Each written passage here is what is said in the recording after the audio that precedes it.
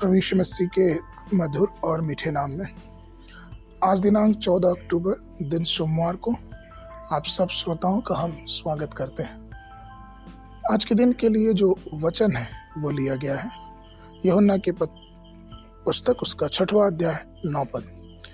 यहाँ एक लड़का है जिसके पास जौ की 5 रोटी और 2 मछलियां हैं, परंतु इतने लोगों के लिए वे क्या ही हैं। प्रियो, प्रभु यीशु ने एक बड़ी भीड़ को उपदेश दिया और वो देते रहे। उसके बाद उन्हें भोजन कराना चाहते थे, अर्थात उन भीड़ को प्रभु यीशु मसीह भोजन कराना चाह रहे थे, लेकिन उनके पास कोई भोजन की सामग्री नहीं थी। तभी शिष्यों को वहां पे एक लड़का दिखा जिसके पास जौ की 5 रोटियां थी और 2 मछलियां थी। यहां तक कि बाइबल लड़के के माता पिता के विषय में कुछ भी बातें नहीं करता है। प्रभु यीशु मसीह को भोजन की आवश्यकता थी और वो लड़के ने अपने 5 रोटी और 2 मछली दिया। इस बात को हम सब जानते हैं, लेकिन क्या आपने इस विषय में कभी सोचा है कि उस लड़के का जो आदर भाव था परमेश्वर के प्रति, प्रभु यीशु मसीह के प्रति, वो कितना बड़ा था।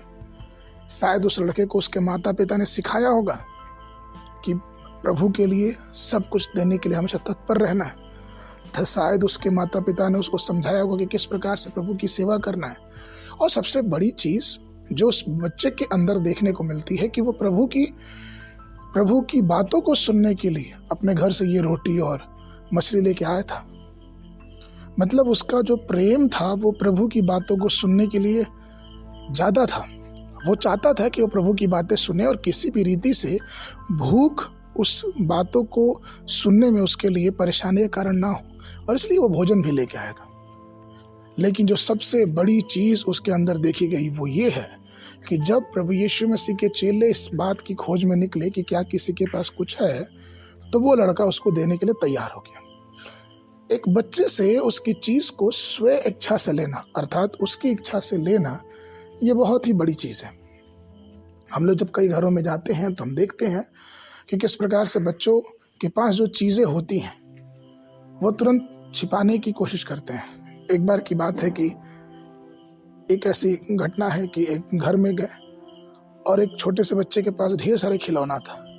ढेर सारा खिलौना, जैसे ही उसने देखा कि कोई दूसरा कोई आ रहा है, वो अपना खिलौना लेके जाके छिपा दिया।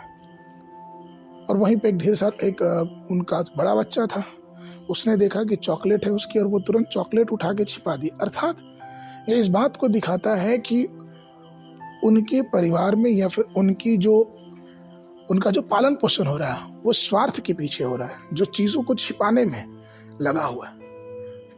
प्रिय, दाऊद अपने भजन में ये कहता है कि हे प्रभु, इन सब चीजों को जो आपने मुझे दिया है उसके प्रति मैं आपको क्या ही दे सकता हूँ। ये कृतज्ञ भरा हृदय हम सबके परिवारों में, हम सबके जीवनों में होनी चाहिए।